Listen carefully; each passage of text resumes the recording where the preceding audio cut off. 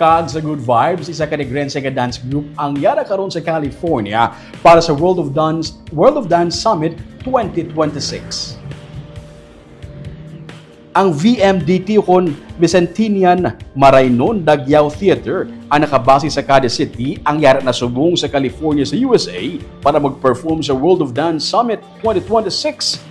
Ang VMDT ay nag-rank 6 sa 49 ka mga performers sa World of Dance Philippines 2026 Team Division sang bulan sang Marso sa Resorts World Manila. Bangod sini, nag-qualify sila para sa The World of Dance Summit sa California. Ang grupo ang nangin pop dance champion na sang panaad sa Negos 2025 kag paray nga naghatag sang dungog sa Cadiz City.